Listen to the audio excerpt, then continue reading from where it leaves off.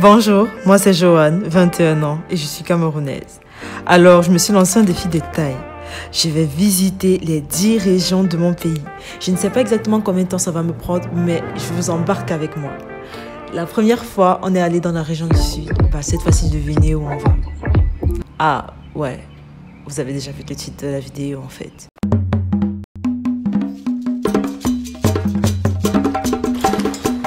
Bonjour à tous et bienvenue sur ma chaîne YouTube. Aujourd'hui, c'est mon vlog numéro 2. Et aujourd'hui, je vais vous emmener dans la région du Sud-Ouest. On va partir à Limbé pendant quelques jours, je crois pendant un week-end avec ma famille. Alors là, présentement, je ne suis pas à Yaoundé. Je suis chez ma tante à Edéa. Et là, je crois que je vais aller m'acheter un maillot de bain au marché d'Edéa parce que j'étais vraiment pas préparée à aller à Limbé présentement. Je suis vraiment pas coiffée, ma coiffure elle est vieille, mais on va faire avec. J'adore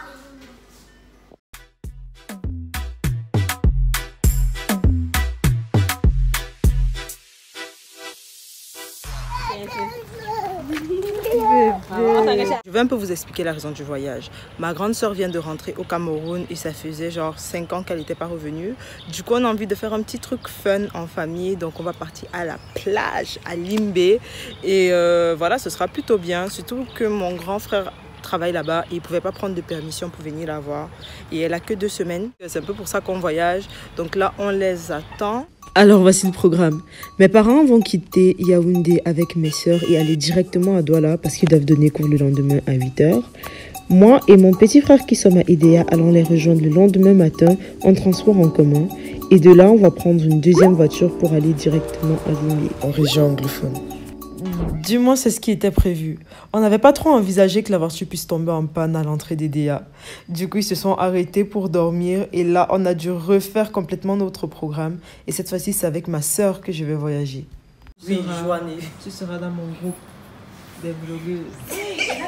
Le matin, ma tante va nous déposer à la gare. Et ensuite, c'est avec cette même voiture que mes parents et le reste de la famille vont voyager. C'est à 7 h que nous prenons le car et nous dirigeons vers Douala. On ne va pas partir en voiture parce qu'il y avait trop de monde et on ne peut pas se charger en route.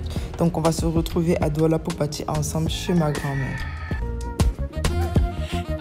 Normalement on avait cours de dispute. On va se serrer un peu mais c'est mieux parce que pour arriver chez ma grand-mère c'est vraiment pas très évident. La route est dans un très mauvais état.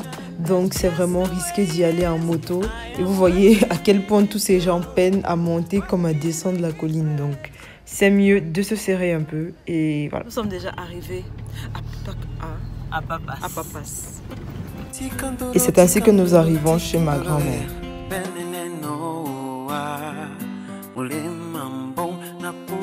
Tu es sur ma vidéo. On est d'accord pour le moucom, c'est le mot de pistage de ma grand-mère et c'est apparemment le prix de son droit à l'image. C'est une personnalité.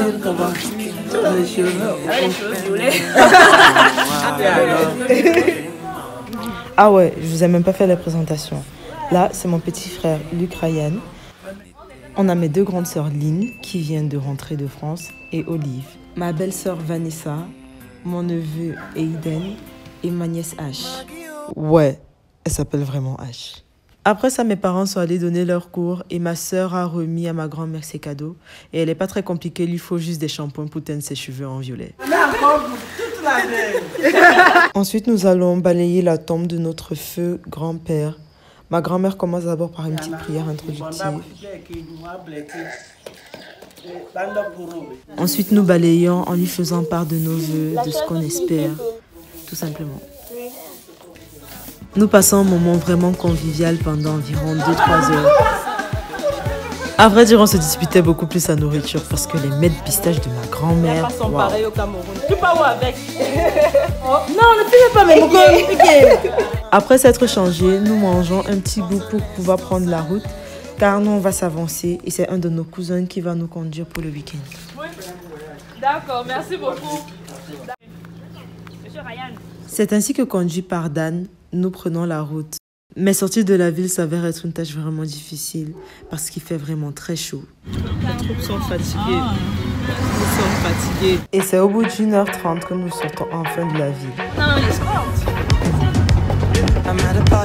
Il ne nous faut que quelques minutes pour arriver en région anglophone, car n'oubliez pas que le Cameroun est un pays bilingue, on y parle français et anglais. Donc nous sommes dans la région du sud-ouest. Nous nous arrêtons d'abord pour acheter des congomites. Et sur la route, nous sommes interpellés par les plantations luxuriantes d'EVA. TVA s'étend sur plusieurs milliers d'hectares, de part et d'autre de la route. Encore appelé havre caoutchouc, on en recueillera le latex à l'aide de ces petits bocaux pour pouvoir en fabriquer. Pour cela, on doit entailler l'arbre. Les hommes pouvoir recueillir la sève à partir du début. Et au fur et à mesure où la légion n'a plus de sève, on entaille encore plus bas, au fur et à mesure jusqu'en bas. Donc on ne peut pas le faire plus haut parce qu'en haut, il n'y a pas assez de sève. Donc c'est vers le bas. D'accord. Ça va, elle était très belle. C'est ainsi que notre voyage continue et que j'ai l'occasion d'observer le paysage et surtout le ciel qui semble s'être préparé pour nous. C'est comme s'il savait qu'on était en vacances. Et nous continuons sur les plantations de plantains dont la production a considérablement réduit suite au problème de la crise anglophone. Et c'est au bout d'une trentaine de minutes que nous arrivons à Chico pour remettre du carburant et ma soeur en profite pour travailler un peu son accent. Drop, ok. Yes, no. Yes, no. Hey. People that we don't know, welcome to another special edition of We Don't Catch Up. Et c'est avec une super ambiance qu'on reprend la route. What's the best girlfriend? Nothing to compare with the best girlfriend. A sister and a lover. And I promise to give you when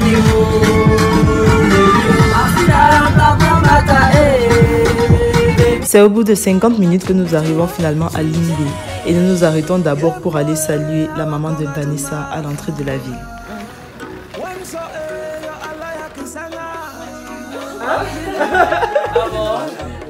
Nous y passons quelques bonnes minutes, mais il est déjà le temps d'y aller et sa maman a bien tenu à nous donner quelque chose à manger avant. C'est ainsi que nous prenons la route vers le centre-ville et je me rends compte qu'en fait ils habitent vraiment loin. Et là j'ai vraiment tout le plaisir de découvrir la magnifique petite ville de Limbé, pleine de verdure, mais aussi lourde d'un passé colonial, tel que peuvent en témoigner ces bâtiments construits à l'époque par des Allemands. D'abord appelée Victoria, la ville a été fondée par le missionnaire anglais Alfred Sacker. Un lieu de commémoration lui a d'ailleurs été consacré au centre-ville. Nous devons traverser toute la ville pour aller à la base de mon frère, mais malheureusement on ne peut pas filmer là-bas, donc flash. Après les retrouvailles, nous nous scindons encore en groupe de 2 et là nous allons en direction de la plage.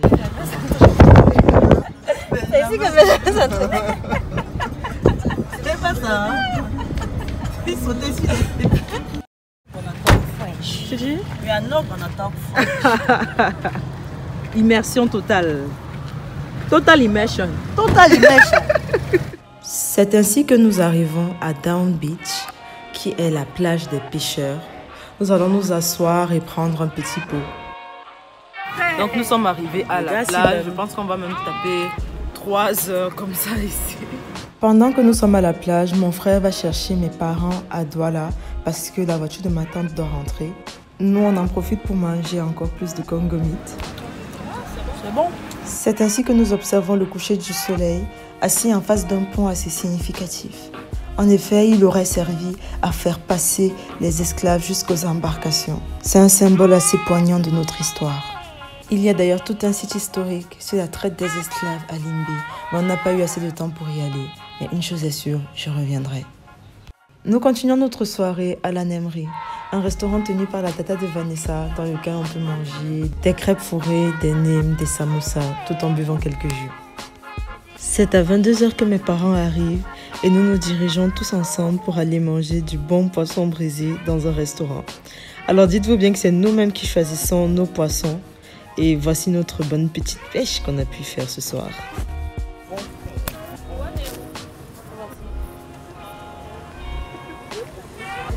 Après avoir mangé notre poisson frais qui était d'ailleurs super bon, nous nous dirigeons vers notre hôtel et je crois qu'il doit être environ minuit, tout le monde est assez fatigué donc zo au lit. Donc voilà, c'est la fin de la première journée. On est vraiment fatigué, je suis vraiment claquée. Je suis dans la chambre avec ma soeur et franchement la première journée était bien et j'ai vraiment trop aimé Limbé. Franchement je trouve que Limbé c'est une trop jolie ville, petite ville avec les fleurs partout, la végétation, tout ça, je trouve ça vraiment super méga beau. Mais sans détour, franchement, la plage, elle n'est pas très propre. Et c'est là qu'on se rend compte que tout ce qu'on dit souvent, impact écologique, tout ça, c'est réel en fait. Parce que franchement, la plage, étant donné que vu que le sable est noir, ça se voit beaucoup plus en fait que quand il y a de la saleté. C'est vraiment pas très propre. En tout cas, l'endroit où on est allé. Maintenant, j'ai pas fait toutes les plages de Limbé. Et demain, on va partir dans certaines plages privées. Donc, voilà, je vais voir si c'est là-bas, c'est quand même bien sexy, choco, vous voyez. Sûrement 1 heure moins, donc je vais aller dormir. See you tomorrow. Le lendemain matin, ma grande soeur nous a rejoints et nous nous apprêtons. Bon, ben en fait, j'ai mis mon maillot de bain en bas. J'ai pas envie d'aller. En fait, j'ai pas apporté mes habits. Ma soeur ne m'a pas apporté vraiment des habits de plage. Vamos à la playa. Nous descendons pour retrouver tout le monde en bas. Bonjour papa. Non, ça va aller. C'est un délire.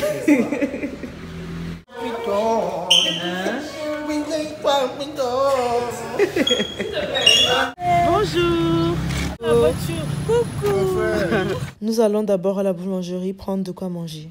Merci maman. On m'a donné la lunette pour ça. Dites-moi, vous aussi vous avez vraiment pas de tête à lunettes? Ça me va pas des doigts, c'est trop gros, n'est-ce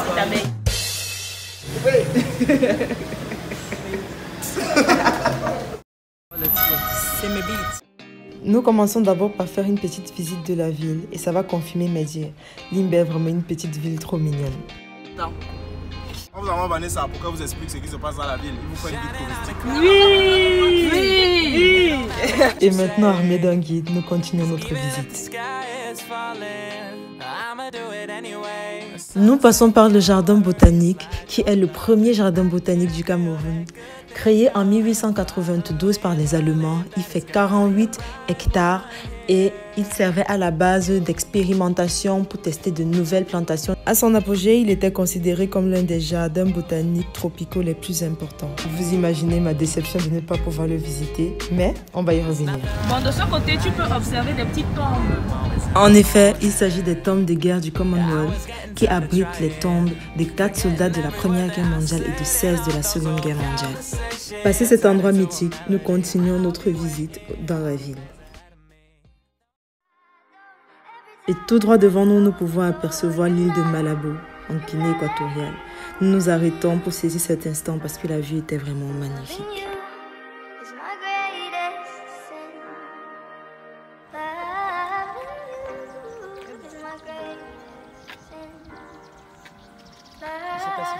Comment ne pas faire de photos face à ça?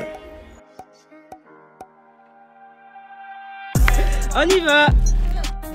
La visite continue et nous nous dirigeons vers le stade omnisport de Limbé, nouvellement construit.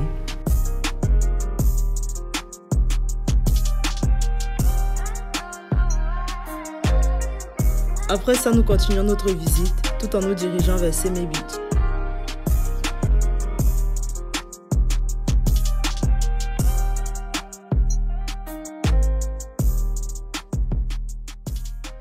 Nous passons par Bakingili, un village qui était touché par l'éruption du mont Cameroun en 1999. Cette végétation est en vérité enracinée sur des laves refroidies. Ça, c'était des laves.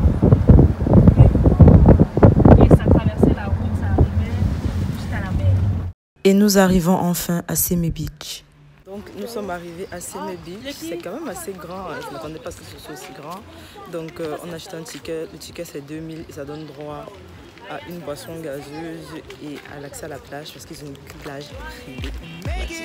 Et là, je découvre un cadre vraiment magnifique.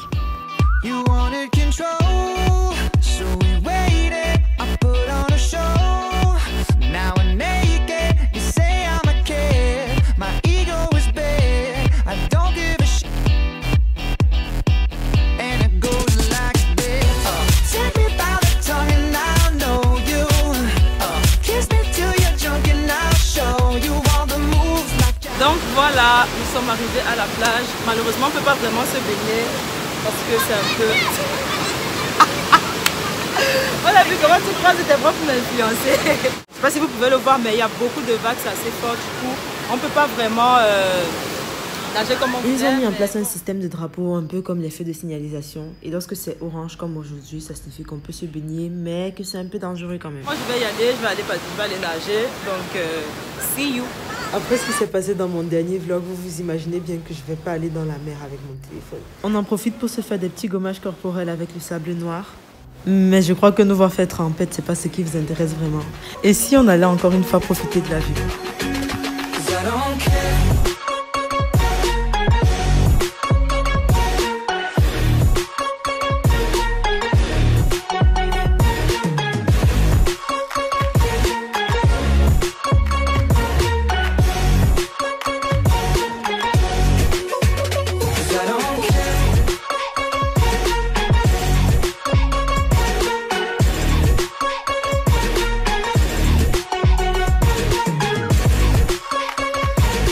Vous dites bien qu'on peut pas venir dans un endroit pareil sans faire des super photos.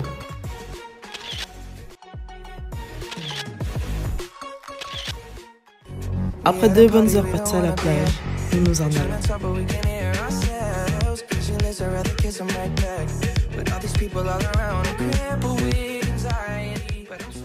C'est ainsi que nous sortons de la ville et nous dirigeons chez les parents de Vanessa pour partager un dernier repas. Et ce repas, ceux qui l'ont préparé. Et ma soeur qui aimait tant le combattre a goûté pour la première fois le héros. Alors, ça a son petit goût, c'est bon. Ça se mange. Bah voilà. C'est Arrête bon. de combattre. Arrête le combat. C'est bon. J'ai trop mangé. Mais voilà, je pense qu'on va partir tout de suite. Après un bon repas, vient déjà le moment des au revoir. Et c'est ainsi que nous prenons la route sans Vanessa et les enfants. Mais ne vous dites pas qu'on a fait un voyage paisible. Bon, bah, il faut toujours une dose de complications en route, hein. Sinon, Super.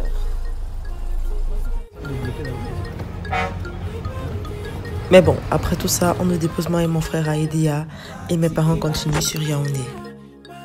Nous sommes arrivés au thème de cette vidéo. J'espère que cette vidéo vous aura plu. Moi, en tout cas, ça m'a fait extrêmement plaisir de vous avoir pour un nouveau vlog. J'ai très envie de faire un vlog dans chaque région du Cameroun. C'est un objectif que je me suis donné. Je ne sais pas combien de temps ça va me prendre. Je ne sais même pas si je vais y arriver. Je crois qu'on va le faire tous ensemble. Donc voilà, dites-moi, d'après vous, je vais aller dans quelle région la prochaine fois?